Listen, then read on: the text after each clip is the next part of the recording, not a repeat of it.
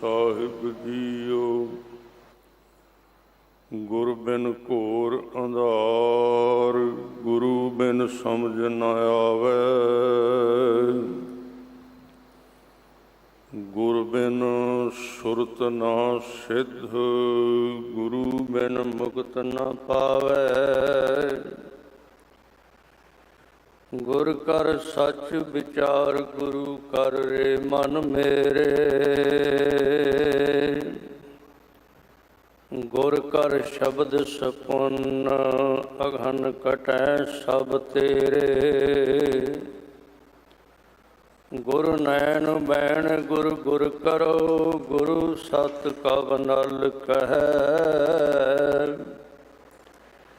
जिन गुरु ना देखियो ना कियो, से अज्ञात संसार में। कहाँ बुद्ध प्रभ तुच्छ हमारी, बरन सकै महिमा जो तिहारी। हम ना सकत कर सिफत तुम्हारी। आप ले हो तुम कथा सुधारी। सतगुरु दीन दुनिया दे पातशाह, गुरता गद्दी ते विराजमान धन धन श्री गुरु ग्रंथ साहिब जी महाराज, गुरुदेव पातशाह धन गुरु हरकृष्ण साहब महाराज जी के चरण छूह अस्थान गुरुद्वारा बंगला साहिब विखे अमृत वेले तो सज रहे दीवाना विच हाजरी भर रहे सत्कारयोग साध संगत जी, सारे गज वज के फतेह बुलाओ जी। वाहिगुरु जी का खालसा, वाहिगुरु जी की फतेह। आप जी हर रोज़ सतगुरु गुरु ग्रंथ साहिब पातशाह जी की अकाली बाणी धुर की बाणी लड़ीवार रूप दे विच विचार सरवण करते हो। और अज दी विचार सतगुरु गरीब नवाज जी दे अंग 34 ऊपर सुभाएमान है। श्री राग राग विच तीजे पातशाह गुरु अमरदास आप जी दे पावन मुखार बिंद तो उचारण किए हुए बचन हैं।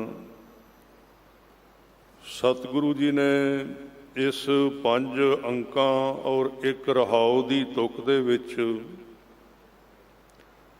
अपने सिख नूं सीधे मार्ग ते पाउण वास्ते, परमात्मा दे मार्ग ते, अकाल पुरख दे मार्ग ते सौखा करन वास्ते कि इस राह ते चलदियां मेरा सिख भटके ना, भरमे ना ते जल्दी परमेश्वर वाहिगुरू दे घर तक पहुँच जाए, उहदे वास्ते उपदेश बख्शिश कीता है। सतगुरु जी ने जिमें कल आपां विचार कीती सी उहदे नाल मिलदी ही अज दी विचार है। महाराज ने रहाऊ दी तुक विच बचन कीते हन, मन मेरे सदा हर वेख हदूर। सारे शब्द का बेस आधार इस पंक्ति दे विच है कि हे मेरे मन, तू वाहिगुरू नूं सदा अपने कोल समझ। वेख, इत्थे वेख शब्द वरत्या है। और एक गल होर कही है, एक तां कह के देख, एक क्या है सदा देख। ये गल्लां दोवें ध्यान विच रखण वालियां।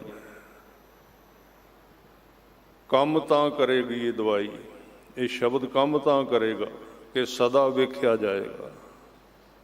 हुण ये बड़ा औखा है, बड़ा कठिन है, क्योंकि बंदा 9 द्वारियां दे राही बाहर जांदा, ध्यान खिलर जाता है 1 ਘੰਟਾ ਲਾਏਗਾ, 2 ਘੰਟੇ ਲਾ ਲਏਗਾ, ਫਿਰ ਤਾਂ ਬਾਹਰ ਗੱਲਬਾਤ ਵੀ ਕਰਨੀ ਹੈ, ਕੰਮ ਵੀ ਕਰਨਾ ਹੈ।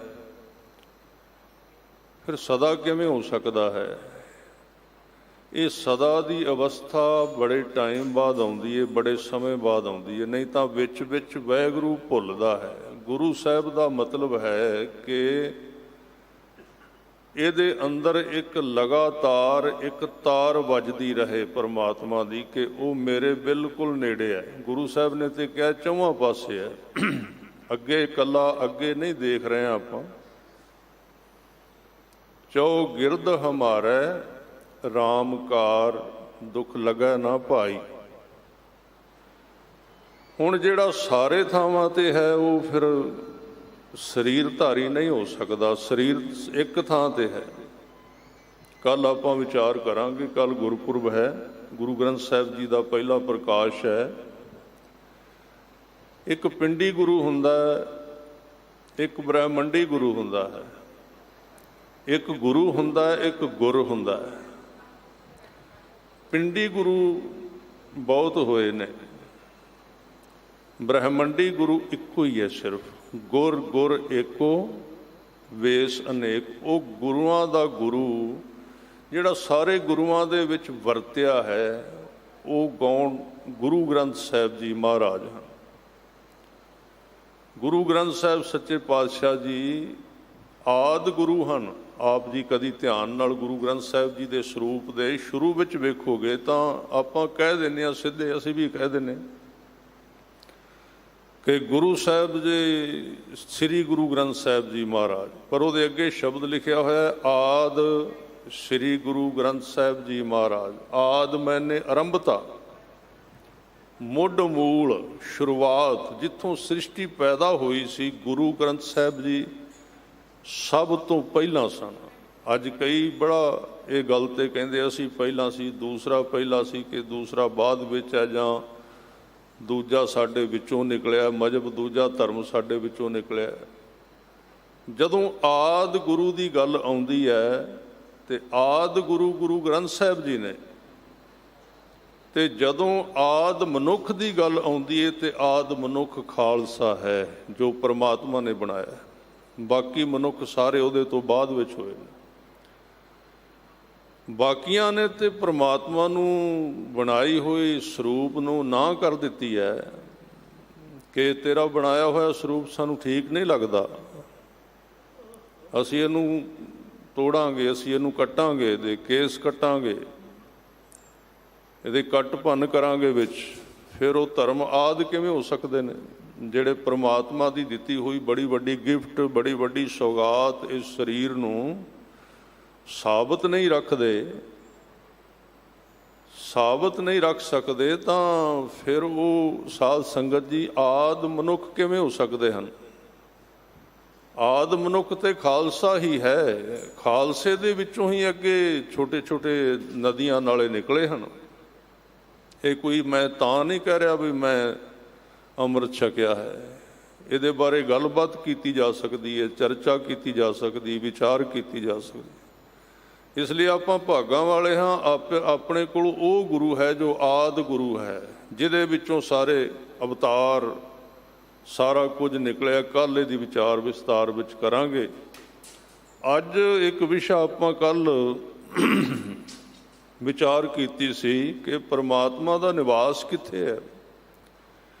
ਇੱਕ ਤਾਂ ਸਾਰੇ ਪਾਸੇ ਹੈ ਮਹਾਰਾਜ, ਕਿਉਂਕਿ ਇਹਦੇ ਵਿੱਚ ਕਹਿ ਰਹੇ ਨੇ ਕਿ ਹਜ਼ੂਰੀ ਵਿੱਚ ਰਹੋ ਤੇ ਅਕਾਲ ਪੁਰਖ ਨੂੰ ਕੋਲੇ ਸਮਝ, ਬਿਲਕੁਲ ਨਾਲ ਸਮਝ। ਤਾਂ ਕਿਵੇਂ ਹੋ ਸਕੇਗਾ? ਜਿੱਦਣ ਸੁਰਤੀ ਜਾਗ ਪੈਗੀ ਉਦਣ ਹੋਏਗਾ। ਗੁਰੂ ਸਾਹਿਬ ਨੇ ਉਦਾਹਰਨਾਂ ਦਿੱਤੀਆਂ, ਮੈਂ ਸ਼ਬਦ ਨਹੀਂ ਪੜ੍ਹਾਂਗਾ, ਉਹਦੀ ਵਾਰਤਕ ਵਿਆਖਿਆ ਕਰ ਦਿਆਂਗਾ। ਭਗਤ ਨਾਮਦੇਵ ਜੀ ਕਹਿੰਦੇ ਜਦੋਂ ਨਾਮ ਆਪਣੇ ਸ਼ਿਖਰ ਤੇ ਪਹੁੰਚ ਜਾਂਦਾ ਉਦੋਂ ਹਾਲਤ ਕਿਵੇਂ ਦੀ ਬਣਦੀ ਹੈ।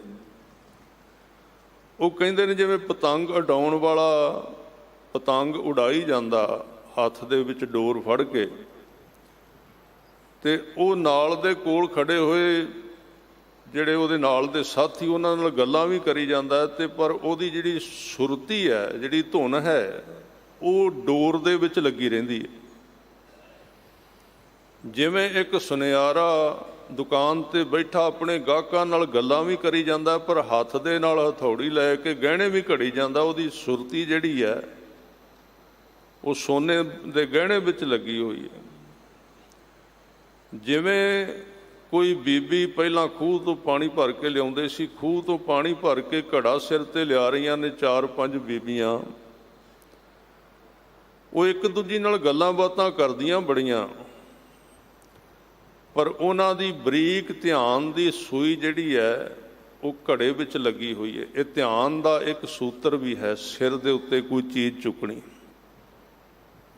ਇਹਨੂੰ ਤੁਸੀਂ ਕਦੀ ਕਰਕੇ ਵੇਖ ਲੈਣਾ, ਜੇ ਧਿਆਨ ਨਾ ਟਿਕੇ।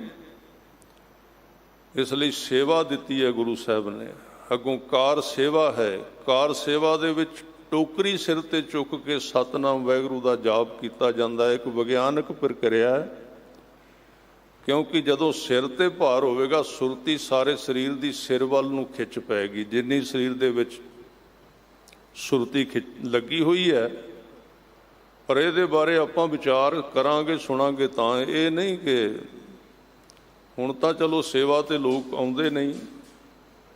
ਦਾਸ ਦਾ ਬਹੁਤ ਸੰਬੰਧ ਸਾਡੇ ਪਰਿਵਾਰ ਦਾ ਕਾਰ ਸੇਵਾ ਬਾਬਾ ਹਰਬੰਸ ਸਿੰਘ ਜੀ ਦੇ ਨਾਲ ਰਿਹਾ ਹੈ।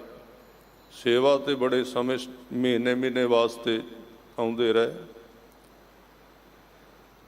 ਤਾਂ ਉਹਦੇ ਵਿੱਚ ਇਹ ਇੱਕ ਜੇ ਪਤਾ ਹੋਵੇ ਕਿ ਜੇ ਆਏ ਤਾਂ ਗੱਲਾਂ ਕਰਦੇ ਰਹੇ ਸਾਰਾ ਦਿਨ, ਝੁੰਡ ਬਣਾ ਕੇ ਲੰਗਰ ਰੱਜ ਕੇ ਛਕ ਲਿਆ, ਕੰਮ ਸੇਵਾ ਕੀਤੀ ਨਾ, ਫਿਰ ਨਹੀਂ ਇਹਦਾ ਪਤਾ ਲੱਗੇਗਾ। ਜਦੋਂ ਆਪਾਂ ਸੀਸ ਤੇ ਸਿਰ ਤੇ ਚੁੱਕਨੇ ਆ, ਸ਼ੀਰਸ ਆਸਨ ਤੁਸੀਂ ਸੁਣਿਆ ਹੋਣਾ ਕਿ ਯੋਗੀ ਲੋਕ ਕਰਦੇ, ਪੈਰ ਉਤਾਂ ਨੂੰ ਕਰਦੇ, ਸਿਰ ਜ਼ਮੀਨ ਤੇ ਲਾਉਂਦੇ ਨੇ। ਉਹਦਾ ਕਾਰਨ ਕੀ ਹੈ? ਧਿਆਨ ਸਿਰ ਵਿੱਚ ਚਲਾ ਜਾਏ, ਕਿਉਂਕਿ ਸਿਰ ਸੈਂਟਰ ਹੈ। ਪਰ ਗੁਰੂ ਸਾਹਿਬ ਨੇ ਕਿਹਾ ਔਖੇ ਕੰਮ ਆਮ ਮਨੁੱਖ ਨਹੀਂ ਕਰ ਸਕਦਾ, ਔਰ ਨਾ ਇਹਨਾਂ ਦੀ ਲੋੜ ਹੀ ਹੈ।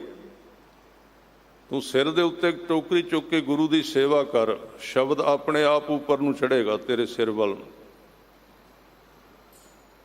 ਤਾਂ ਹਜ਼ੂਰੀ ਵਿੱਚ ਇੱਕ ਤਾਂ ਉਹ ਸਾਰੇ ਥਾਵਾਂ ਤੇ ਉਹਨੂੰ ਮੌਜੂਦ ਜਾਣਨਾ, ਕੋਲ ਜਾਣਨਾ, ਨੇੜੇ ਜਾਣਨਾ, ਬਿਲਕੁਲ ਕੋਲ ਜਾਣਨਾ, ਸਵਾਸ ਤੋਂ ਵੀ ਨੇੜੇ ਜਾਣਨਾ।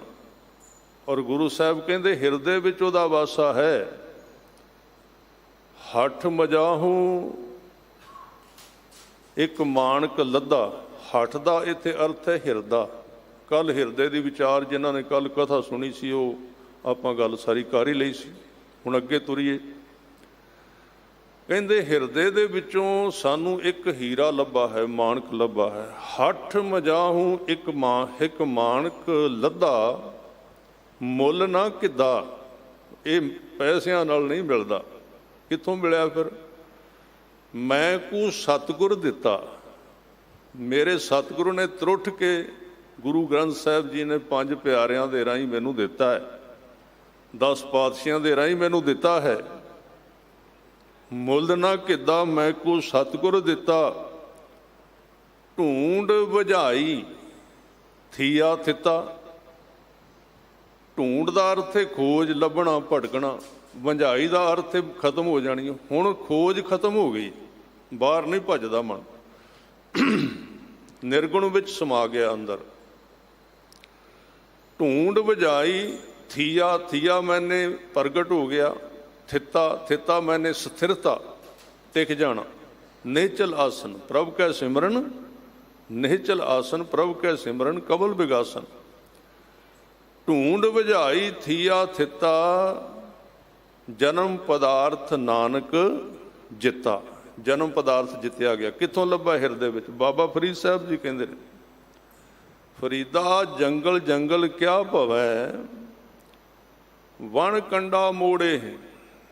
ਕਿੱਧਰ ਭਟਕਦਾ ਫਿਰਨਾ? ਜੰਗਲ ਵਿੱਚ, ਇੱਧਰ ਉਧਰ ਤੂੰ ਕਿੱਧਰ ਜਾ ਰਿਹਾ? ਕਿੱਧਰ ਭਟਕ ਰਿਹਾ ਹੈ? ਵਸੀ ਰੱਬ ਹਿਆਲੀਐ। ਹੁਣ ਹਾਹਾ ਸ਼ਬਦ ਆਉਂਦਾ ਹਰ ਇੱਕ ਚੀਜ਼ ਦੇ ਅੱਗੇ, ਭਾਵੇਂ ਹੱਠ ਹੈ, ਭਾਵੇਂ ਹਿਰਦਾ ਹੈ ਤੇ ਭਾਵੇਂ ਹਿਆਲੀਆ ਹੈ ਸ਼ਬਦ ਬਹੁਤ ਕੀਮਤੀ ਹੈ। ਵਾਹਿਗੁਰੂ ਗੁਰ ਮੰਤਰ ਦੇ ਵਿੱਚ ਹਾਹਾ ਸ਼ਬਦ ਬਹੁਤ ਕੀਮਤੀ ਹੈ। ਮਨੁੱਖ ਦੇ ਹਿਰਦੇ ਤੇ ਚੋਟ ਮਾਰਦਾ ਜਦੋਂ ਸਿੱਖ ਵਾਹਿਗੁਰੂ ਕਹਿੰਦਾ। ਇਹ ਨਹੀਂ ਵੀ ਸਿੱਧਾ ਹਾਹਾ ਸ਼ਬਦ ਪੂਰਾ ਬੋਲਿਆ ਜਾਏ ਤੇ ਮਨੁੱਖ ਦੇ ਹਿਰਦੇ ਤੇ ਚੋਟ ਵੱਜਦੀ ਹੈ, ਉਹ ਖੁੱਲ੍ਹਦਾ ਹੈ, ਉਹ ਜਾਗਰਿਤ ਹੁੰਦਾ, ਉਹਦੀਆਂ ਸ਼ਕਤੀਆਂ ਜਾਗਦੀਆਂ ਨੇ ਤੇ ਉਹਦੀ ਸ਼ਕਤੀ ਆ ਪ੍ਰੇਮ। ਤਾਂ ਉਹਦੇ ਵਿੱਚ ਵਸੀ ਰੱਬ ਹਿਆਲੀਆ। ਬਾਬਾ ਫਰੀਦ ਸਾਹਿਬ ਕਹਿੰਦੇ ਵੀ ਕਿੱਧਰ ਤੁਰਿਆ ਫਿਰਨਾ, ਰੱਬ ਤੇ ਤੇਰੇ ਵਿੱਚ ਵਸਦਾ ਹਿਰਦੇ ਦੇ। ਵਸੀ ਰੱਬ ਹਿਆਲੀਆ, ਜੰਗਲ ਕਿਆ ਢੂੰਡੇ, ਬਾਹਰ ਕਿੱਧਰ ਲੱਭਦਾ ਫਿਰਨਾ, ਉਹ ਤਾਂ ਤੇਰੇ ਹਿਰਦੇ ਦੇ ਵਿੱਚ ਵਸਦਾ ਹੈ। ਤੇ ਬਾਹਰ ਸਾਡੀ ਆਦਤ ਪੱਕਣ ਕਰਕੇ ਅਸੀਂ ਬਾਹਰ ਰਹਿੰਦੇ ਹਾਂ। ਗੁਰੂ ਸਾਹਿਬ ਕਹਿੰਦੇ ਹਿਰਦੈ ਨਾਮ ਵਸਾਇਓ, ਹਿਰਦੇ ਵਿੱਚ ਨਾਮ ਨੂੰ ਵਸਾਉਣਾ ਹੈ। ਹਿਰਦੈ ਨਾਮ ਵਸਾਇਓ, ਘਰ ਬੈਠੇ ਗੁਰੂ ਧਿਆਇਓ। ਇੱਥੇ ਘਰ ਦਾ ਅਰਥ ਹੈ ਖਿਆਲਾਂ ਨੂੰ ਸੰਕੋਚ ਕੇ ਸ਼ਬਦ ਵਿੱਚ ਲਾ ਕੇ ਪੜ੍ਹੋ ਇੱਕ ਵਾਰੀ ਸ਼ਬਦ ਸਾਰੇ, ਫਿਰ ਆਪਾਂ ਵਿਚਾਰ ਦੀ ਆਰੰਭਤਾ ਕਰਾਂਗੇ। ਹਿਰਦੈ ਨਾਮ ਵਸਾਇਓ, ਹਿਰਦੈ ਨਾਮ ਵਸਾਇਓ, ਹਿਰਦੈ ਨਾਮ।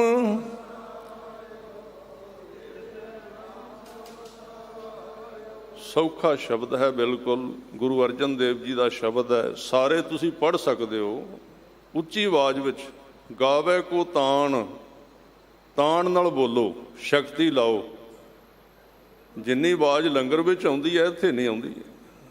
ਲੰਗਰ ਵੀ ਛਕੀ ਆਉਂਦੇ ਹਾਂ, ਬੋਲੀ ਵੀ ਆਉਂਦੇ ਹਾਂ, ਬੜਾ ਰੌਲਾ ਪੈਂਦਾ।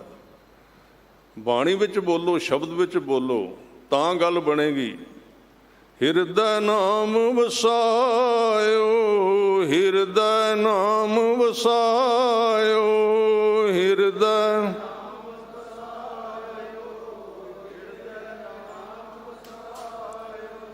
ਹਿਰਦੈ ਨਾਮ ਵਸਾਇਓ, ਹਿਰਦੈ ਨਾਮ ਵਸਾਇਓ।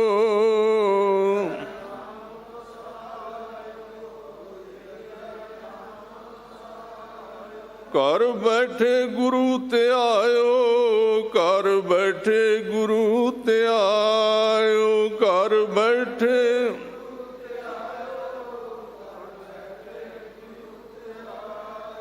ਘਰ ਬੈਠੇ ਗੁਰੂ ਧਿਆਇਓ, ਘਰ ਬੈਠੇ ਗੁਰੂ ਧਿਆਇਓ, ਘਰ ਬੈਠੇ।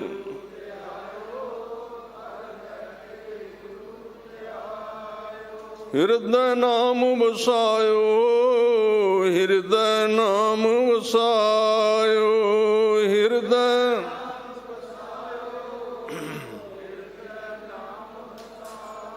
ਇੱਥੇ ਘਰ ਦਾ ਅਰਥ ਹੈ ਕਿ ਆਪਣੇ ਅੰਦਰ ਸਰੀਰ ਦੇ ਵਿੱਚ, ਸਰੀਰ ਦੇ ਵਿੱਚ ਮਨ ਹੈ, ਉਹਦੇ ਵਿੱਚ ਜਿਵੇਂ ਆਪਾਂ ਪਹਿਲਾਂ ਗੱਲ ਕੀਤੀ ਹੈ, ਜਿਵੇਂ ਪਤੰਗ ਵਾਲੀ ਗੱਲ ਹੈ, ਸੋਨੇ ਵਾਲੀ ਗੱਲ ਹੈ। ਇੱਕ ਬੀਬੀਆਂ ਘੜਾ ਸਿਰ ਤੇ ਚੁੱਕਦੀਆਂ, ਉਹਨਾਂ ਦੀ ਗੱਲ ਹੈ। ਦੋ ਉਦਾਹਰਨਾਂ ਰਹਿ ਗਈਆਂ ਸੀ ਉਸ ਸ਼ਬਦ ਦੇ ਵਿੱਚੋਂ। ਜਿਵੇਂ ਇੱਕ ਗਾਂ ਦੀ ਪ੍ਰੀਤ ਆਪਣੇ ਛੋਟੇ ਜਿਹੇ ਬੱਚੇ ਵਿੱਚ ਹੁੰਦੀ ਹੈ, ਭਾਵੇਂ ਉਹਨੂੰ 5 ਕੋਹਾਂ ਤੇ ਚਰਾਣ ਲੈ ਜਾਓ, ਉਹਦਾ ਧਿਆਨ ਪਿੱਛੇ ਬੱਚੇ ਵਿੱਚ ਰਹਿੰਦਾ, ਉਹਨੂੰ ਕਹਿੰਦੇ ਨੇ ਹਿਰਦਾ। ਉਹ ਗਾਂ ਹਿਰਦੇ ਨਾਲ ਆਪਣੇ ਬੱਚੇ ਨੂੰ ਯਾਦ ਕਰ ਰਹੀ ਹੈ। ਪਤੰਗ ਉਡਾਉਣ ਵਾਲਾ ਸਰੀਰ ਨਾਲ ਗੱਲਾਂ ਹੋਰ ਕਿਸੇ ਨਾਲ ਕਰਦਾ, ਪਰ ਹਿਰਦਾ ਉਹਦਾ ਪਤੰਗ ਦੀ ਡੋਰ ਵਿੱਚ ਹੈ। ਇਸੇ ਤਰ੍ਹਾਂ ਅੱਗੇ ਕਹਿੰਦੇ ਭਗਤ ਜੀ, ਕਹਿਤ ਨਾਮ ਦਿਓ ਸੁਣੋ ਤੇ ਲੋਚਨ, ਬਾਲਕ ਪਾਲਨ ਪੌੜੀ ਵਾਲੇ। ਭਗਤ ਨਾਮਦੇਵ ਜੀ ਕਹਿੰਦੇ ਨੇ ਤਰਲੋਚਨ ਜੀ ਸੁਣੋ, ਇਸ ਤਰ੍ਹਾਂ ਨਾਮ ਜਪੀਦਾ, ਇਸ ਤਰ੍ਹਾਂ ਧਿਆਈਦਾ ਹੈ, ਇਸ ਤਰ੍ਹਾਂ ਹਿਰਦੇ ਵਿੱਚ ਟਿਕਾਈਦਾ ਹੈ। ਜਿਵੇਂ ਇੱਕ ਮਾਂ ਆਪਣੇ ਬੱਚੇ ਨੂੰ ਭੰਗੂੜੇ ਵਿੱਚ ਪਾ ਦਿੰਦੀ ਹੈ, ਸੁਆ ਦਿੰਦੀ ਹੈ। ਕਹਿਤ ਨਾਮ ਦਿਓ ਸੁਣੋ ਤਰਲੋਚਨ, ਬਾਲਕ ਪਾਲਣ, ਪਾਲਣ ਮੈਨੇ ਭੰਗੂੜਾ, ਪੌੜੀ ਵਾਲੇ, ਪੌੜੀ ਵਾਲੇ ਇੱਧਰ ਦੀ ਬੋਲੀ ਹੈ ਮਹਾਰਾਸ਼ਟਰ ਦੀ। ਬਾਲਕ ਪਾਲਣ ਪੌੜੀ ਵਾਲੇ, ਅੰਤਰ ਬਾਹਰ ਕਾਜ ਵਿਰੋਧੀ, ਚੀਤ ਸੋ ਬਾਰਕ ਰਾਖੀ ਵਾਲੇ। ਅੰਦਰ ਬਾਹਰ ਕੰਮ ਕਰਦੀ ਫਿਰਦੀ ਹੈ, ਪਰ ਹਿਰਦਾ ਉਹਦਾ ਆਪਣੇ ਬੱਚੇ ਦੇ ਵਿੱਚ ਹੈ। ਜਿੱਦਣ ਇਹ ਜੁਗਤ ਹੱਥ ਵਿੱਚ ਆ ਗਈ, ਉਦਣ ਨਾਮ 24 ਘੰਟੇ ਚੱਲੇਗਾ, ਸਦਾ। ਆਪਾਂ ਇੱਥੇ ਸਦਾ ਦੀ ਗੱਲ ਕਰ ਰਹੇ ਸੀ, ਪਰ ਇਹ ਹੋਣਾ ਤਾਂ ਹੈ ਜੇ ਸਵੇਰੇ ਘੰਟਾ 2 ਲਾਇਆ ਤੇ ਦਿਨੇ ਤਾਂ ਚੱਲਣਾ ਹੈ, ਧਿਆਨ ਰੱਖਿਆ ਜੀ। ਕਈ ਸਿੱਧੇ ਕਹਿੰਦੇ ਨੇ ਜੀ ਅੰਮ੍ਰਿਤ ਵੇਲਾ ਤਾਂ 24 ਘੰਟੇ ਹੁੰਦਾ ਹੈ। 24 ਘੰਟੇ ਸਾਧੂਆਂ ਦਾ ਹੁੰਦਾ ਹੈ, ਬ੍ਰਹਮ ਗਿਆਨੀ ਦਾ ਹੁੰਦਾ ਹੈ, ਆਮ ਬੰਦੇ ਦਾ ਨਹੀਂ ਹੁੰਦਾ। ਉਹਨਾਂ ਦਾ ਠੀਕ ਹੈ 24 ਘੰਟੇ ਹੁੰਦਾ, पर अजे कीता तो है कख नहीं।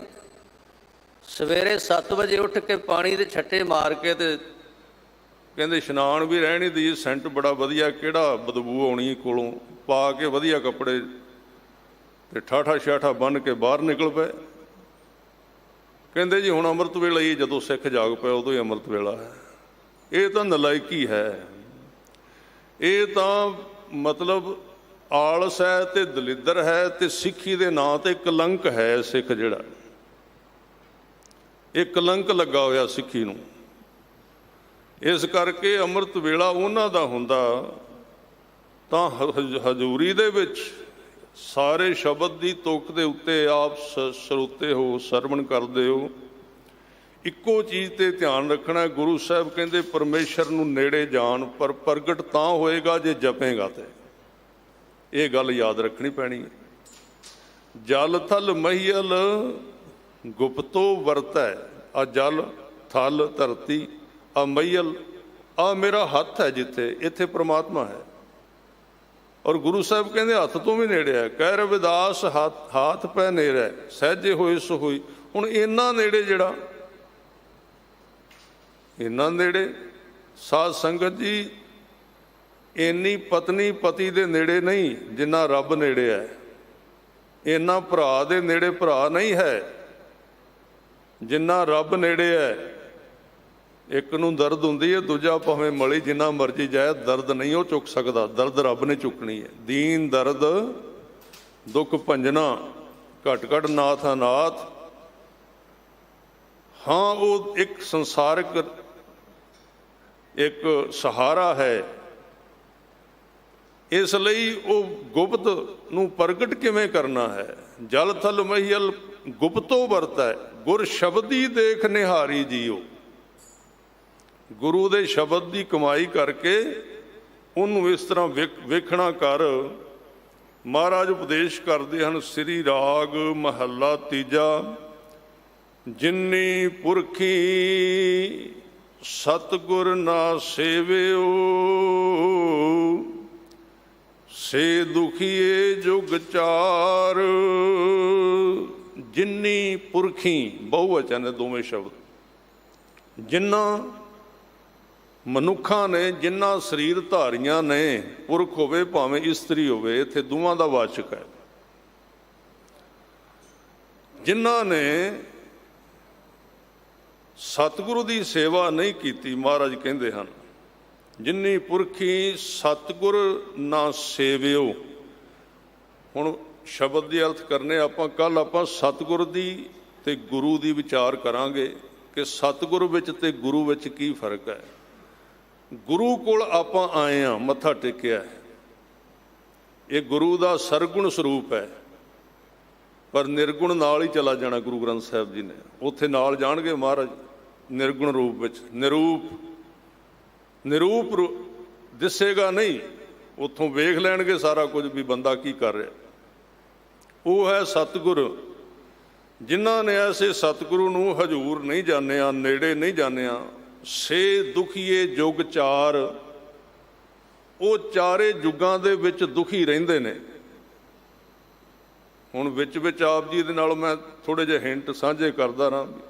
ਬਾਣੀ ਤਾਂ ਪ੍ਰਗਟ ਹੋਈ ਹੈ 1604 ਵਿੱਚ, ਅਤੇ ਮਹਾਰਾਜ ਕਹਿੰਦੇ ਵੀ ਜਿਨ੍ਹਾਂ ਨੇ ਸਤਿਗੁਰੂ ਦੀ ਸੇਵਾ ਨਹੀਂ ਕੀਤੀ ਉਹ ਚਾਰ ਯੁੱਗ ਦੁਖੀ ਰਹੇ ਨੇ। ਫਿਰ ਉਦੋਂ ਕਿਵੇਂ ਸੀ ਗੁਰੂ ਗ੍ਰੰਥ ਸਾਹਿਬ ਪਾਤਸ਼ਾਹ ਜੀ, ਕਿਵੇਂ ਸਨ, ਇਹ ਆਪਾਂ ਇਸ ਤਰ੍ਹਾਂ ਕੱਲ੍ਹ ਦੀ ਵਿਚਾਰ ਵਿੱਚ ਕਰਾਂਗੇ। ਸੇ ਜੋ ਦੁਖੀਏ ਯੁੱਗ ਚਾਰ, ਉਦੋਂ ਵੀ ਗੁਰੂ ਗ੍ਰੰਥ ਸਾਹਿਬ ਜੀ ਸਨ। ਸੋ ਮਹਾਰਾਜ ਕਹਿ ਰਹੇ ਹਨ, ਉਹਨਾਂ ਨੇ ਕੀ ਕੀਤਾ ਹੈ, ਉਹਨਾਂ ਮਨੁੱਖਾਂ ਨੇ ਕੀ ਕੀਤਾ। ਕਹਿੰਦੇ ਘਰ ਹੁੰਦਾ ਪੁਰਖ ਨਾ ਪਛਾਣਿਆ। ਘਰ ਹੁੰਦਾ, ਕੋਲ ਹੁੰਦਾ, ਬਿਲਕੁਲ। ਇੱਕ ਤਾਂ ਹੁੰਦਾ ਨਾ ਚੀਜ਼ ਨੂੰ ਆਪਾਂ ਲੱਭਣ ਜਾਣਾ, ਮਾਇਆ ਕਮਾਉਣੀ ਹੈ ਅਤੇ ਸਵੇਰੇ ਤੁਰਨਾ ਅਤੇ ਸ਼ਾਮ ਤੱਕ ਕੰਮ ਕਰਨਾ ਅਤੇ ਤਾਂ ਮਾਇਆ ਮਿਲਣੀ ਹੈ। ਪਰ ਜਿਹੜਾ ਕੋਲ ਹੀ ਸੀ, ਬਿਲਕੁਲ ਨੇੜੇ। ਹੁਣ ਇੱਥੇ ਇੱਕ ਗੱਲ ਹੋਰ ਕਹੀ ਹੈ, ਮਹਾਰਾਜ ਨੇ ਪਛਾਣਿਆ। ਪਛਾਣੀ ਦਾ ਕਿਹਨੂੰ ਹੈ? ਪਛਾਣੀ ਦਾ ਉਹਨੂੰ ਹੈ ਜਿਹਨੂੰ ਪਹਿਲਾਂ ਕਿਤੇ ਵੇਖਿਆ ਹੋਵੇ ਅਤੇ ਬੜਾ ਚਿਰ ਹੋ ਗਿਆ ਹੋਵੇ ਵੇਖਿਆ ਨੂੰ, ਅਤੇ ਪਛਾਣ ਭੁੱਲ ਜਾਏ ਅਤੇ ਫਿਰ ਕਿਤੇ ਸਾਹਮਣੇ ਆਵੇ ਅਤੇ ਫਿਰ ਬੰਦਾ ਉਹ ਮੈਮਰੀ ਨੂੰ ਪਿੱਛੇ ਕਰਕੇ ਬਹਿੰਦਾ ਵੀ ਉਹ ਬੰਦਾ ਲੱਗਦਾ, ਪਛਾਣ ਉਹਦੀ ਆਉਂਦੀ ਜਿਹਨੂੰ ਪਹਿਲਾਂ ਵੇਖਿਆ ਹੋਇਆ, ਜਿਹਨੂੰ ਨਹੀਂ ਵੇਖਿਆ ਉਹਦੀ ਕੋਈ ਪਛਾਣ ਨਹੀਂ ਆਏਗੀ। ਇਹਦਾ ਮਤਲਬ ਮਨੁੱਖ ਨੇ ਪਰਮਾਤਮਾ ਨੂੰ ਕਿਤੇ ਵੇਖਿਆ ਪਹਿਲਾਂ। ਕੋਈ ਵੀ ਮਨੁੱਖ ਐਸਾ ਨਹੀਂ ਜਿਹਨੇ ਪਰਮਾਤਮਾ ਆਰੰਭ ਵਿੱਚ ਨਹੀਂ ਵੇਖਿਆ, ਕਿਉਂਕਿ ਜਨਮ ਹੀ ਉਹਦੇ ਵਿੱਚੋਂ ਹੋਇਆ ਮਨੁੱਖ ਦਾ। ਪਰ ਪਛਾਣ ਭੁੱਲ ਗਈ, ਪੜਦੇ ਆ ਗਏ ਅੱਗੇ, ਕਾਮ ਕ੍ਰੋਧ ਲੋਭ ਮੋਹ ਹੰਕਾਰ ਮਾਇਆ ਮਨ ਮਤ। ਪਹਿਚਾਣ ਆਈ, ਉਹਨਾਂ ਨੇ ਆਪਣੇ ਕੋਲ ਬੈਠਾ ਹੋਇਆ ਵਾਹਿਗੁਰੂ ਪਹਿਚਾਣਿਆ ਨਹੀਂ ਆਪਣੇ ਅੰਦਰ। ਘਰ ਹੁੰਦਾ ਪੁਰਖ ਨਾ ਪਛਾਣਿਆ, ਕਿਉਂ ਨਹੀਂ ਪਛਾਣਿਆ ਮਹਾਰਾਜ? ਕਹਿੰਦੇ ਇੱਕ ਤਾਂ ਅਭਿਮਾਨ, ਮੁੱਠੇ ਅਹੰਕਾਰ। ਦੋ ਸ਼ਬਦ ਵਰਤੇ ਨੇ, ਅਭਿਮਾਨ ਤੇ ਅਹੰਕਾਰ। ਅਭਿਮਾਨ ਕਹਿੰਦੇ ਨੇ ਕਿ ਬਿਨਾਂ ਕਿਸੇ ਗੱਲ ਤੋਂ ਹੰਕਾਰੀ ਹੋਏ ਰਹਿਣਾ, ਐਵੇਂ ਕਿਸੇ ਦੇ ਗਲ ਪਈ ਜਾਣਾ ਬਿਨਾਂ ਕਾਰਨ ਤੋਂ। ਇਹਨੂੰ ਕੂਕਰ ਬਿਰਤੀ ਕਹਿੰਦੇ ਨੇ। ਕੂਕਰ ਬਿਰਤੀ ਦਾ ਮਤਲਬ ਕੀ ਹੁੰਦਾ? ਆ ਚਾਰ ਕੁੱਤੇ ਰਾਹ ਵਿੱਚ ਲੜਦੇ ਹੋਣ, ਪੁੱਛੋ ਕਿਹੜਾ ਮੁਕੱਦਮਾ ਚੱਲਦਾ ਤੁਹਾਡਾ, ਕੋਈ ਲੈਣ ਦੇਣ ਹੈ? ਕਹਿੰਦੇ ਨਾ, ਲੈਣ ਦੇਣ ਤੇ ਕੋਈ ਨੇੜੇ ਤੇੜੇ ਦਾ ਵੀ ਨਹੀਂ। ਫਿਰ ਇੱਕ ਦੂਜੇ ਦੇ ਪੂਛਾਂ ਕਿਉਂ ਵੱਢੀ ਫਿਰਦੇ ਹੋ, ਲੱਤਾਂ ਕਿਉਂ ਖਿੱਚਦੇ ਹੋ? ਕਹਿੰਦੇ ਕੁੱਤੇ ਹੁੰਨੇ ਆ ਤਾਂ ਕਰਕੇ ਕਰਨੇ ਆ। ਜਿਹੜਾ ਮਨੁੱਖ ਇਸ ਤਰ੍ਹਾਂ ਕਰਦਾ ਨਾ, ਵੀ ਕੋਈ ਲੈਣ ਨਹੀਂ, ਕੋਈ ਦੇਣ ਨਹੀਂ, ਕੋਈ ਗੱਲ ਨਹੀਂ, ਕੋਈ ਬਾਤ ਨਹੀਂ, ਬਿਨਾਂ ਕੰਮ ਤੋਂ ਹੀ ਸੜੀ ਜਾਣਾ, ਉਹਦਾ ਕਾਰਨ ਕੀ ਹੈ? ਸਰੀਰ ਮਨੁੱਖ ਦਾ ਮਿਲ ਗਿਆ, ਅੰਦਰ ਕੁੱਤਾ ਬੈਠਾ ਹੋਇਆ। ਕਰਤੂਤ ਪਸ਼ੂ ਕੀ ਮਾਨਸ ਜਾਤ, ਲੋਕ ਪਚਾਰਾ ਕਰੈ ਦਿਨ ਰਾਤ। ਤੇ ਅਭਿਮਾਨ, ਮੁੱਠੇ, ਮੁੱਠੇ ਦਾ ਮੈਨੇ ਲੁੱਟੇ ਗਏ, ਹੰਕਾਰ ਦੇ ਵਿੱਚ ਲੁੱਟੇ ਗਏ ਹਨ। ਸਤਿਗੁਰੂ ਕਿਆ ਫਿਟਕਿਆ, ਮੰਗ ਥੱਕੇ ਸੰਸਾਰ।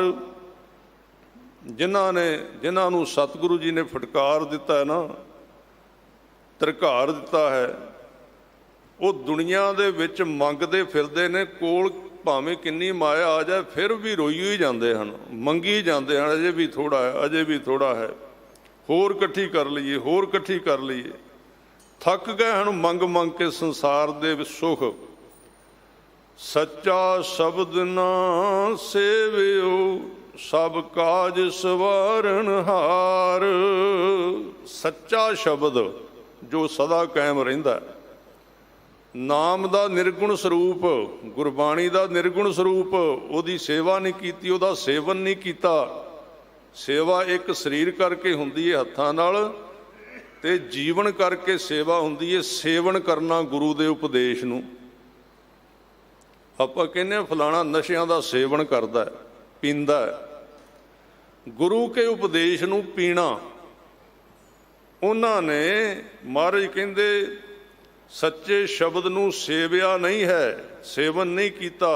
ਜਿਹੜਾ ਸ਼ਬਦ ਸਾਰੇ ਕੰਮ ਸਵਾਰਨ ਯੋਗ ਹੈ, ਸਾਰੇ ਕੰਮ ਪੂਰੇ ਕਰ ਦਿੰਦਾ। ਮਨ ਮੇਰੇ ਸਦਾ ਹਰ ਵੇਖ ਹਦੂਰ। ਇਹ ਦਾਤ ਕਿਵੇਂ ਮਿਲੇਗੀ? ਹੇ ਮੇਰੇ ਮਨ, ਤੂੰ ਵਾਹਿਗੁਰੂ ਨੂੰ ਆਪਣੇ ਹਦੂਰ ਕੋਲ ਵੇਖ, ਬਾਹਰ ਵੀ, ਸੱਜੇ ਵੀ, ਖੱਬੇ ਵੀ, ਚਾਰੇ ਦਿਸ਼ਾਵਾਂ ਦੇ ਵਿੱਚ, ਤੇ ਅੰਦਰ ਵੀ, ਚੌਹਾਂ ਪਾਸੇ ਹੈ ਨਾ। ਹੁਣ ਜੇ ਤਾਂ ਲੈਣਾ ਫਿਰ ਤਾਂ ਇਹ ਗੱਲ ਕਰਨੀ ਪਏਗੀ, ਫਿਰ ਤਾਂ ਕੰਮ ਕਰਨਾ ਪਏਗਾ। ਜੇ ਇੱਥੋਂ ਉੱਠਦਿਆਂ ਸਾਰ ਛੱਡ ਦਿੱਤਾ, ਉਹ ਨਿਕਲ ਗਿਆ। ਇਹ ਕਮਾਈ ਦੀ ਗੱਲ ਹੈ, ਇਹ ਸਮਝ ਦੀ ਗੱਲ ਨਹੀਂ ਹੈ। ਸਮਝ ਇੱਕ ਹੱਦ ਤੱਕ ਜਾਂਦੀ ਹੈ, ਉਹਦੇ ਤੋਂ ਅੱਗੇ ਕਮਾਈ ਜਾਂਦੀ ਹੈ ਕਿ ਕੋਈ ਜ਼ੋਰ ਲਾ ਕੇ ਥੱਕ ਜਾਏਗਾ, ਉਸ ਮਨੁੱਖ ਦੇ ਅੰਦਰ ਉਹ ਸ਼ਬਦ ਨਹੀਂ ਕੱਢ ਸਕੇਗਾ, ਸੀਤਾ ਜਾਏਗਾ ਉਹਦੀ ਜ਼ਿੰਦਗੀ ਦੇ ਵਿੱਚ। ਕੁਝ ਵੀ ਆਵੇ ਸਾਡੇ ਜੀਵਨ ਵਿੱਚ, ਜਿਵੇਂ ਕੁਝ ਵੀ ਆਉਂਦਾ ਹੈ, ਥੋੜ੍ਹੇ ਸਮੇਂ ਵਾਸਤੇ ਉਹ ਚੀਜ਼ਾਂ ਪ੍ਰਭਾਵ ਪਾਉਂਦੀਆਂ ਨੇ, ਪਰ ਫਿਰ ਅੰਦਰੋਂ ਸਿੱਖ ਦੇ ਪਿਆਰ ਨਾਲ ਨਿਕਲਦਾ ਵਾਹਿਗੁਰੂ, ਕਿਉਂਕਿ ਉਹ ਡੂੰਘੇ ਥਾਂ ਤੇ ਵਸਿਆ ਹੋਇਆ। ਇਸ ਕਰਕੇ ਮੇਰੇ ਮਨ ਸਦਾ ਹਜ਼ੂਰੀ ਵਿੱਚ ਵੇਖ, ਜਨਮ ਮਰਨ ਦੁੱਖ ਪਰ ਹਰੈ, ਸ਼ਬਦ ਰਹਾ ਭਰਪੂਰ ਰਹਾਉ। ਉਹ ਤੇਰੇ ਜਨਮ ਦੇ ਤੇ ਮਰਨ ਦੇ ਜਿਹੜੇ ਦੁੱਖ ਹਨ, ਇਹਨਾਂ ਦੇ ਵਿਚਾਲੇ ਦੇ ਦੁੱਖ ਹਨ ਤੇ ਇਹਨਾਂ ਦੇ ਦੁੱਖ ਹਨ। ਇਹ ਦੋਵੇਂ ਅਰਥ ਲੱਗਦੇ ਨੇ ਇਹਦੇ, ਜਨਮ ਤੇ ਮਰਨ ਵਿਚਲੇ ਦੁੱਖ, ਔਰ ਜਨਮ ਦਾ ਦੁੱਖ ਤੇ ਮਰਨ ਦਾ ਦੁੱਖ ਇੱਕ ਅਲੱਗ ਤੋਂ ਚੀਜ਼ ਹੈ। ਇਹਨੂੰ ਦੂਰ ਕਰ ਦਿੰਦਾ ਉਹ ਸ਼ਬਦ ਜਿਹੜਾ ਆ ਅਕਾਲ ਪੁਰਖ ਸ਼ਬਦ ਰਹਿਆ ਭਰਪੂਰ, ਸ਼ਬਦ ਦੇ ਵਿੱਚ ਭਰਪੂਰ ਹੋਇਆ ਬੈਠਾ ਵਾਹਿਗੁਰੂ। ਵੇਖੋ ਕਿਵੇਂ ਗੁਰੂ ਸਾਹਿਬ ਵਾਰ-ਵਾਰ ਇਸ਼ਾਰੇ ਕਰ ਰਹੇ ਨੇ ਵੀ ਸ਼ਬਦ ਵਿੱਚ ਭਰਪੂਰ ਹੈ। ਤੁਸੀਂ ਕਿਤੇ ਵੀ ਜਾਓ, ਕੋਈ ਥਾਂ ਸ਼ਬਦ ਤੋਂ ਖਾਲੀ ਨਹੀਂ ਹੈ। ਸ਼ਬਦ ਦਾ ਅਰਥ ਕੀ ਹੈ? ਸ਼ਬਦ ਦਾ ਅਰਥ ਇੱਕ ਉਪਦੇਸ਼ ਰੂਪ ਹੈ ਤੇ ਇੱਕ ਧੁਨ ਰੂਪ ਹੈ, ਇੱਕੋ ਹੈ। ਆ ਤੁਸੀਂ ਹੱਥ ਦੇ ਨਾਲ ਹੱਥ ਵਜਾਓ, ਉੱਥੇ ਸ਼ਬਦ ਨਿਕਲੇਗਾ, ਆਵਾਜ਼ ਆਏਗੀ। ਭਾਂਡੇ ਨਾਲ ਭਾਂਡਾ ਖੜਕੇਗਾ, ਉੱਥੇ ਸ਼ਬਦ। ਕੋਈ ਥਾਂ ਸ਼ਬਦ ਤੋਂ ਖਾਲੀ ਹੈ ਹੀ ਨਹੀਂ ਹੈ।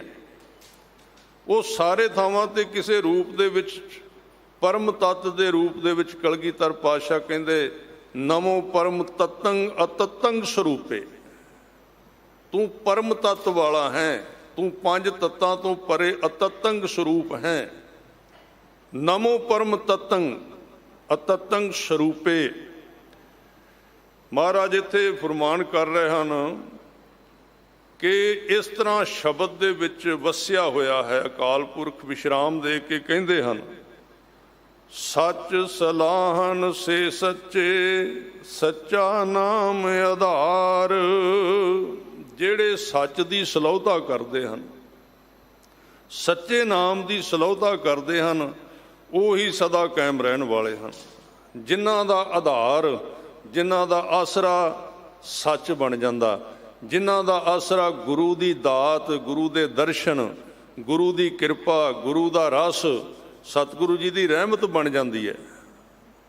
ਆ ਸਾਧ ਸੰਗਤ ਜੀ, ਜਦੋਂ ਗੁਰੂ ਨਾਨਕ ਸਾਹਿਬ ਪਾਤਸ਼ਾਹ ਜੀ ਸੁਲਤਾਨਪੁਰ ਵਿੱਚ ਸਨ ਤੇ ਪਹਿਲੇ ਸਿੱਖਾਂ ਦੇ ਵਿੱਚ ਜਿਹੜੇ ਸਿੱਖ ਆਏ ਨੇ ਭਾਈ ਭਗੀਰਥ, ਤੇ ਭਾਈ ਭਗੀਰਥ ਜੀ ਅੱਗੋਂ ਲਾਹੌਰ ਤੋਂ ਲੈ ਕੇ ਆਏ ਭਾਈ ਮਨਸੁਖ ਜੀ ਨੂੰ। ਮਨਸੁਖ ਜੀ ਨੇ ਮਹਾਰਾਜ ਪਾਤਸ਼ਾਹ ਦੇ ਦਰਸ਼ਨ ਕੀਤੇ। ਵਪਾਰੀ ਸੀ, ਬਿਜ਼ਨਸਮੈਨ ਸੀ, ਪਰ ਅੱਜ ਜਦੋਂ ਸਤਿਗੁਰਾਂ ਨੇ ਕਿਰਪਾ ਦ੍ਰਿਸ਼ਟੀ ਕੀਤੀ ਨਾ ਤੇ ਮਨਸੁਖ ਨੂੰ ਅੰਦਰੋਂ ਆਨੰਦ ਬਖਸ਼ ਦਿੱਤਾ, ਆਨੰਦ ਆਇਆ। ਮਨਸੁਖ ਨੂੰ ਅੱਜ ਪਤਾ ਲੱਗਾ ਵੀ ਬਿਜ਼ਨਸ ਤੋਂ ਅੱਗੇ ਵੀ ਕੁਝ ਹੁੰਦਾ ਹੈ। ਜੇ ਪਤਾ ਨਾ ਲੱਗੇ ਫਿਰ ਆਪਾਂ ਜਿਹੜੇ ਕੰਮ ਵਿੱਚ ਲੱਗੇ ਹਾਂ ਬਸ ਸਾਨੂੰ ਉਹ ਹੀ ਪਤਾ ਲੱਗੇਗਾ ਵੀ ਇਹ ਹੀ ਕੰਮ ਹੈ। ਜਿੱਦਣ ਪਾਰ ਜਾਵਾਂਗੇ ਨਾ ਉਸ ਕੰਮ ਤੋਂ ਗੁਰੂ ਲੈ ਕੇ ਜਾ ਸਕਦਾ ਹੈ। ਗੁਰੂ ਨੇ ਮਾਰਿਆ ਝਟਕਾ ਤੇ ਮਨਸੁਖ ਨੂੰ ਸਰੀਰ ਤੋਂ ਅੱਗੇ ਲੈ ਗਏ, ਆਤਮਾ ਦੇ ਤਲ ਤੇ। ਉੱਥੇ ਵਿਖਾਇਆ ਜਦੋਂ ਰੰਗ, ਤੇ ਗੁਰੂ ਸਾਹਿਬ ਦੇ ਆਸ਼ਿਕ ਹੋ ਗਏ ਭਾਈ ਮਨਸੁਖ। ਭਾਈ ਭਗੀਰਥ ਕਹਿੰਦੇ ਵੀ ਤੇਰਾ ਵਪਾਰ ਬੜਾ ਹੈ, ਤੂੰ ਵਾਪਸ ਨਹੀਂ ਗਿਆ। ਕਹਿੰਦੇ ਕਿਹੜਾ ਵਪਾਰ? ਇਦੋਂ ਵੱਡਾ ਤੇ ਕੋਈ ਵਪਾਰ ਹੀ ਨਹੀਂ, ਬਾਬੇ ਨਾਨਕ ਦੇ ਕੋਲ ਬਹਿਣ ਨਾਲੋਂ ਵੱਡਾ ਕੋਈ ਵਪਾਰ ਹੀ ਨਹੀਂ ਹੈ। ਕਹਿੰਦੇ ਅੱਛਾ, ਉਹ ਤਾਂ ਤੂੰ ਕਰੋੜਾਂ ਦਾ ਕਰਨਾ।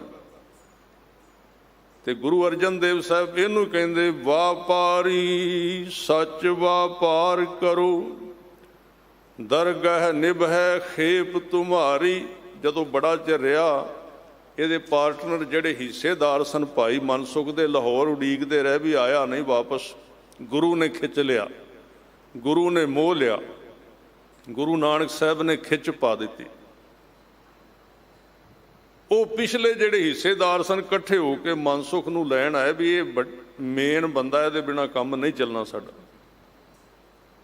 ਭਾਈ ਮਨਸੁਖ ਨੂੰ ਆ ਕੇ ਮਿਲੇ ਸੁਲਤਾਨਪੁਰ ਲੋਧੀ। ਕਿਹਾ ਵੀ ਮਨਸੁਖ ਚੰਗਾ ਤੂੰ ਆਇਆ, ਇਹ ਸਾਧ ਦੇ ਚੇਲਾ ਬਣ ਕੇ ਬਹਿ ਗਿਆ। ਉਦੋਂ ਗੁਰੂ ਸਾਹਿਬ ਅਜੇ ਪ੍ਰਗਟ ਨਹੀਂ ਸੀ ਹੋਏ। ਉਹ ਕਹਿੰਦਾ ਉਹ ਆਮ ਸਾਧ ਨਹੀਂ ਜੇ, ਮੈਂ ਤੇ ਕਹਿੰਦਾ ਤੁਸੀਂ ਵੀ ਰਹੋ। ਇਸ ਤਰ੍ਹਾਂ ਹੀ ਹੁੰਦਾ ਹੈ, ਜਿਹਨੂੰ ਲੱਗ ਜਾਂਦੀ ਹੈ ਨਾ ਸਾਧ ਸੰਗਤ ਜੀ, ਉਹ ਫਿਰ ਕਹਿੰਦਾ ਵੀ ਸਾਰੇ ਹੀ ਆਹ ਕੰਮ ਕਰੋ। ਤੇ ਲੋਕ ਕਹਿੰਦੇ ਕਮਲਾ ਹੀ ਐ, ਐਵੇਂ ਇਸੇ ਕੰਮ ਹੀ ਲੱਗਾ ਰਹਿੰਦਾ, ਹੋਰ ਇਹਨੂੰ ਕੰਮ ਹੀ ਕੋਈ ਨਹੀਂ ਰਿਹਾ।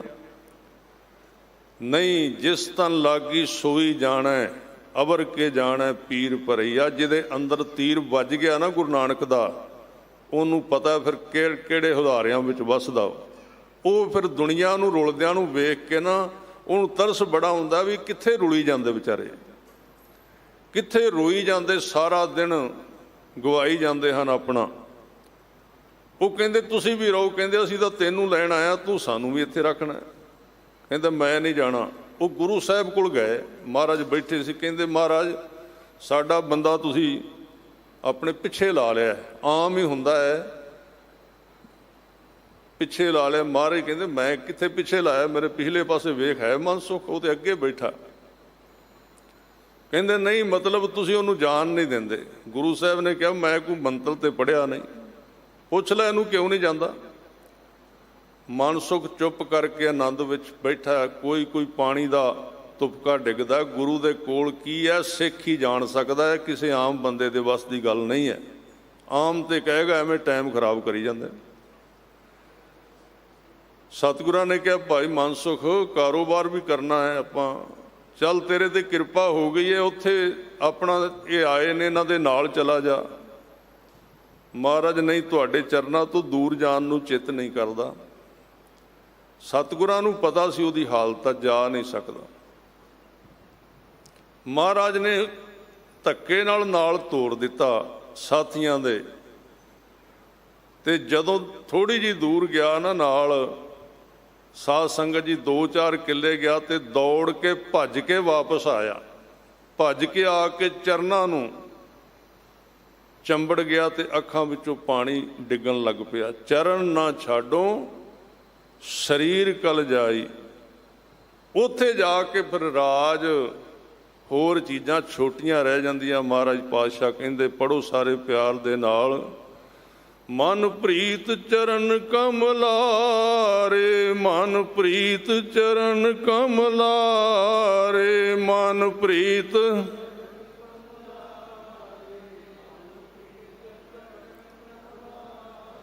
ਮਨ ਪ੍ਰੀਤ ਚਰਨ ਕਮਲਾਰੇ, ਮਨ ਪ੍ਰੀਤ ਚਰਨ ਕਮਲਾਰੇ।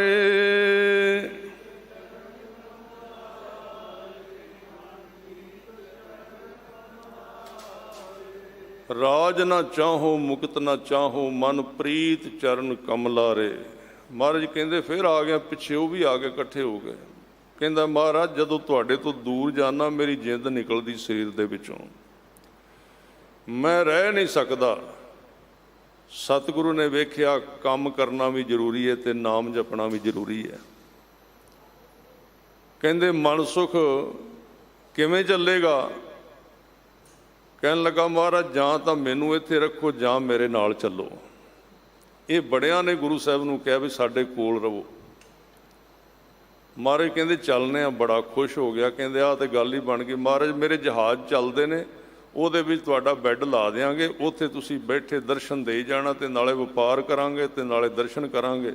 ਮਹਾਰਾਜ ਕਹਿੰਦੇ ਮਨਸੁਖ ਤੈਨੂੰ ਪਤਾ ਹੈ ਸਰੀਰ ਦੇ ਨਾਲ ਕਿੰਨਿਆਂ ਨੂੰ ਤਾਰਨਾ ਪਰਮੇਸ਼ਰ ਨੇ, ਪਰ ਚੱਲਨੇ ਆ ਤੇਰੇ ਨਾਲ।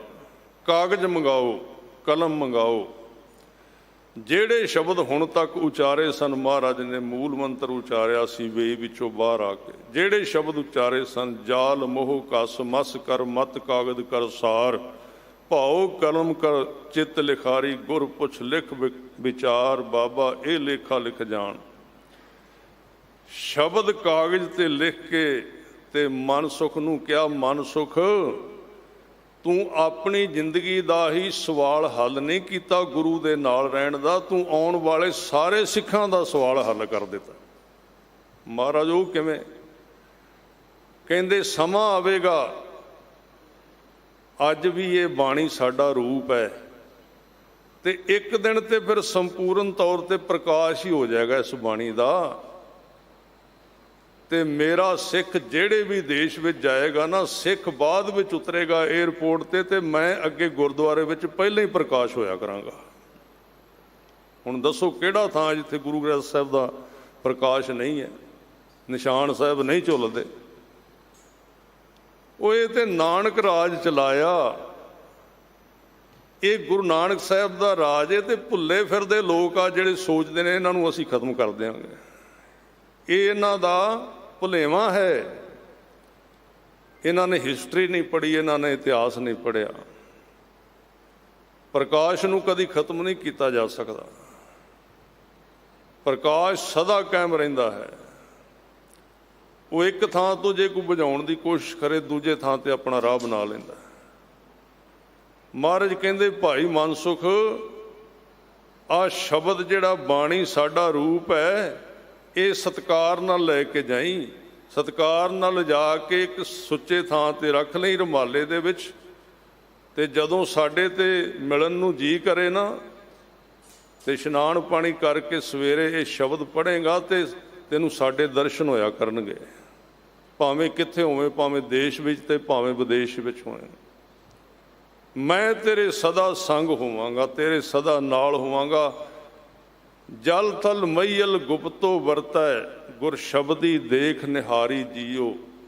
ਗੁਰੂ ਨਿਰਗੁਣ ਰੂਪ ਦੇ ਵਿੱਚ ਸਾਰਿਆਂ ਦੇ ਵਿੱਚ ਹੈ। ਮਹਾਰਾਜ ਪਾਤਸ਼ਾਹ ਜੀ ਕਹਿੰਦੇ ਸ਼ਬਦ ਰਹਿਆ ਭਰਪੂਰ ਰਹਾਓ, ਸੱਚ ਸਲਾਹਣ ਸੇ ਸੱਚੇ, ਸੱਚਾ ਨਾਮ ਆਧਾਰ। ਜਿਹੜੇ ਸੱਚੇ ਨਾਮ ਦੀ ਸਲੋਤਾ ਸਿਫਤ ਕਰਦੇ ਹਨ, ਸੱਚਾ ਨਾਮ ਉਹਨਾਂ ਦੀ ਜ਼ਿੰਦਗੀ ਦਾ ਆਸਰਾ ਬਣ ਜਾਂਦਾ। ਸੱਚੀ ਕਾਰ ਕਮਾਵਣੀ, ਸੱਚੇ ਨਾਲ ਪਿਆਰ। ਫਿਰ ਉਹਨਾਂ ਦੀ ਜਿਹੜੀ ਕਾਰ ਹੈ, ਜਿਹੜੇ ਕੰਮ ਹਨ, ਉਹ ਵੀ ਸੱਚੇ ਹੋ ਜਾਂਦੇ ਹਨ। ਉਹ ਸੱਚੇ ਕਾਰਜ ਕਰਦੇ, ਭਲਾ ਕਰਦੇ ਹਨ ਲੋਕਾਂ ਦਾ, ਔਰ ਉਹਨਾਂ ਦਾ ਸਦਾ ਪਿਆਰ ਸੱਚੇ ਵਾਹਿਗੁਰੂ ਦੇ ਨਾਲ ਬਣਿਆ ਰਹਿੰਦਾ ਹੈ। ਸੱਚਾ ਸਾਹੂ ਵਰਤਦਾ ਕੋਈ ਨਾ ਮਿਟਣ ਹਾਰ। ਉਹ ਹੁਣ ਸਰੀਰ ਕਰਕੇ ਮਨੁੱਖ ਲੱਗਦੇ, ਪਰ ਵਰਤਦਾ ਉਹਨਾਂ ਦੇ ਵਿੱਚ ਸੱਚਾ ਵਾਹਿਗੁਰੂ ਆਪ ਹੀ ਹੈ।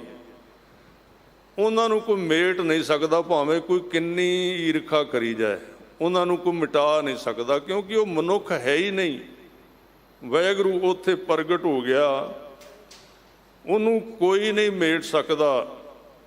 ਮਨ ਮੁਖ ਮਹਿਲ ਨਾ ਪਾਇਨੀ, ਕੂੜ ਮੁੱਠੇ ਕੂੜਿਆਰ। ਪਰ ਜਿਹੜੇ ਮਨਮੁਖ ਨੇ ਉਹ ਹਜ਼ੂਰੀ ਰੂਪੀ ਮਹਿਲ ਨਹੀਂ ਪ੍ਰਾਪਤ ਕਰਦੇ, ਸੁਰਤ ਰੂਪੀ ਮਹਿਲ ਪ੍ਰਾਪਤ ਨਹੀਂ ਕਰ ਸਕਦੇ, ਕਿਉਂਕਿ ਉਹ ਝੂਠ ਦੇ ਵਿੱਚ ਲੁੱਟੇ ਗਏ। ਝੂਠੇ ਲੋਕ ਸਦਾ ਹੋਰ ਝੂਠ ਬੋਲੀ ਜਾਂਦੇ ਹਨ, ਉਹਨਾਂ ਦੀ ਖੁਰਾਕ ਝੂਠ ਬਣ ਜਾਂਦੀ ਏ।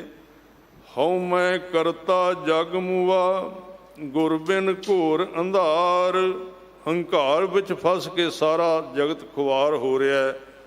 ਗੁਰੂ ਤੋਂ ਬਿਨਾਂ ਗਿਆਨ ਦਾ ਪ੍ਰਕਾਸ਼ ਨਹੀਂ ਹੁੰਦਾ, ਸ਼ਬਦ ਦਾ ਪ੍ਰਕਾਸ਼ ਨਹੀਂ ਹੁੰਦਾ, ਤੇ ਘੋਰ ਹਨੇਰੇ ਵਿੱਚ ਅਗਿਆਨ ਵਿੱਚ ਫਸਿਆ ਰਹਿੰਦਾ ਮਨੁੱਖ। ਮਾਇਆ ਮੋਹਿ ਵਿਸਾਰਿਆ, ਸੁਖ ਦਾਤਾ ਦਾਤਾਰ। ਇਹ ਮਾਇਆ ਦੀ ਖਿੱਚ ਐਸੀ ਹੈ ਜੋ ਦਿਸ ਰਿਹਾ ਸੰਸਾਰ।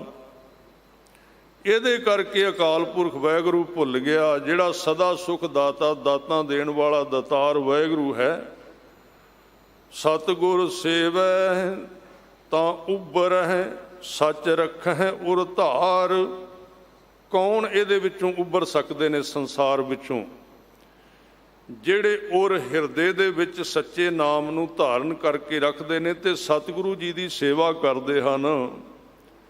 ਕਿਰਪਾ ਤੇ ਹਰ ਪਾਈਐ, ਸੱਚ ਸ਼ਬਦ ਵਿਚਾਰ। ਇਹ ਮਨੁੱਖ ਦੇ ਆਪਣੀ ਹਉਮੈ ਦੇ ਵਸ ਨਹੀਂ ਮਿਲਦਾ, ਇਹ ਕਿਰਪਾ ਦੇ ਨਾਲ, ਬਖਸ਼ਿਸ਼ ਦੇ ਨਾਲ ਸੱਚੇ ਸ਼ਬਦ ਦੀ ਵਿਚਾਰ, ਯਾਨੀ ਕਿ ਵਿਵੇਕ ਦਾ ਗਿਆਨ ਅੰਦਰ ਪ੍ਰਗਟ ਹੁੰਦਾ। ਸਤਿਗੁਰ ਸੇਵ ਮਨ ਨਿਰਮਲਾ, ਹਉਮੈ ਤਜ ਵਿਕਾਰ।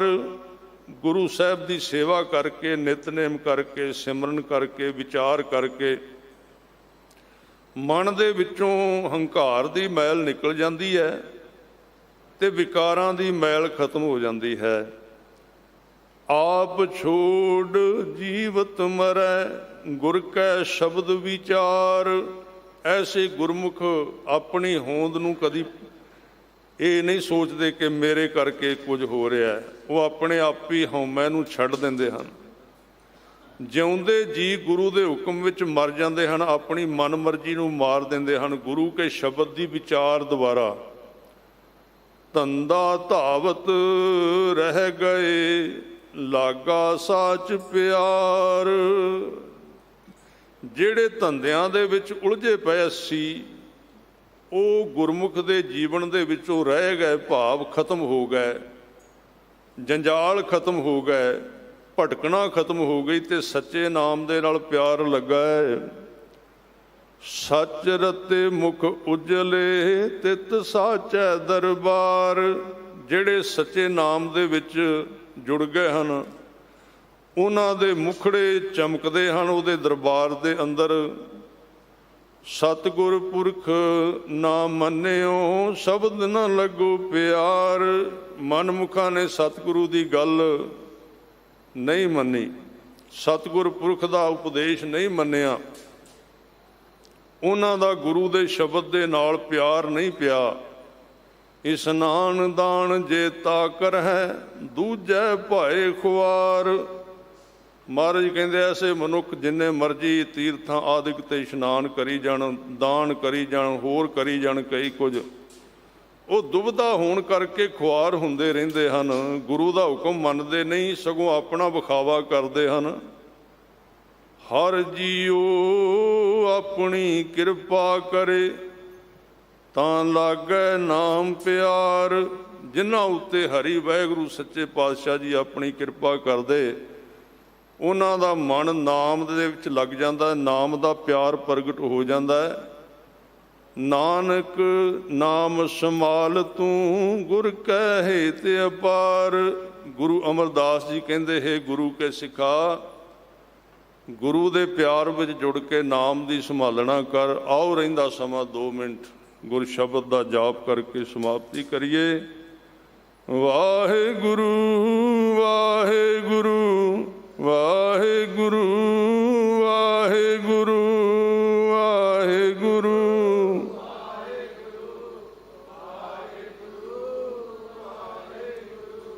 ਵਾਹਿਗੁਰੂ ਵਾਹਿਗੁਰੂ ਵਾਹਿਗੁਰੂ ਵਾਹਿਗੁਰੂ।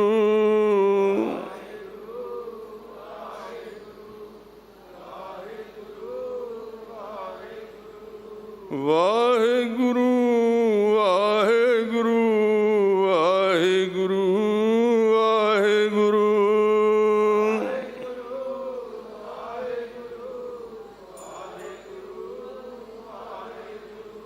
ਵਾਹਿਗੁਰੂ ਵਾਹਿਗੁਰੂ ਵਾਹਿਗੁਰੂ ਵਾਹਿਗੁਰੂ।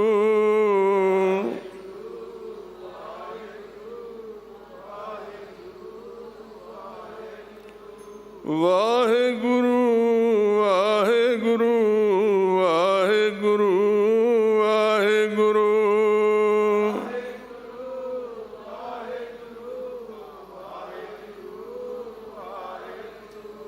ਵਾਹਿਗੁਰੂ ਵਾਹਿਗੁਰੂ ਵਾਹਿਗੁਰੂ ਵਾਹਿਗੁਰੂ।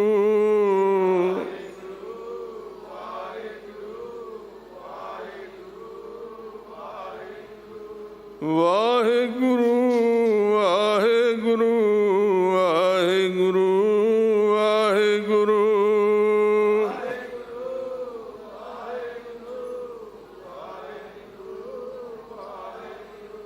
ਵਾਹਿਗੁਰੂ ਵਾਹਿਗੁਰੂ ਵਾਹਿਗੁਰੂ ਵਾਹਿਗੁਰੂ ਵਾਹਿਗੁਰੂ।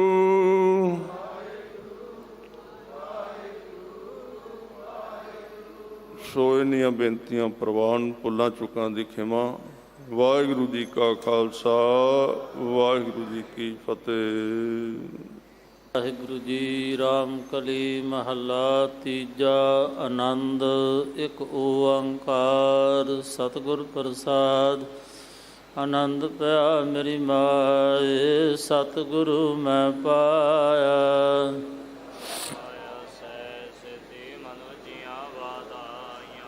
ਰਾਗ ਰਤਨ ਪਰਵਾਰ ਪ੍ਰੀਆਂ, ਸ਼ਬਦ ਗਾਵਣ ਆਇਆ।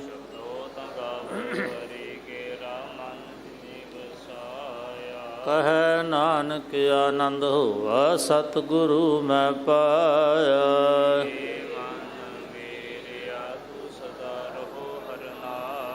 ਹਰ ਨਾਲ ਰਹੋ ਤੁਮ ਮਨ ਮੇਰੇ, ਦੁਖ ਸਭ ਵਿਸਾਰਨਾ।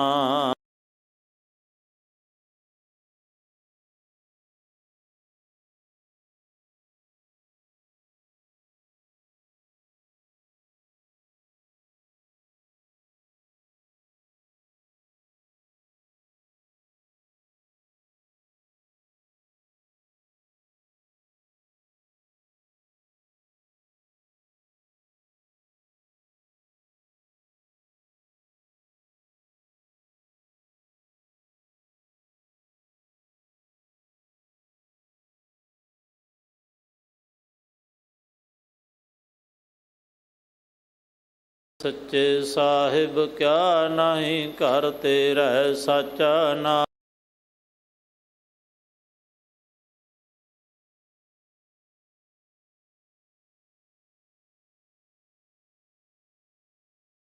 ਵਸਿਆ ਜਿਨ ਇੱਛਾ ਸਭ ਪੁਜਾਈਆਂ।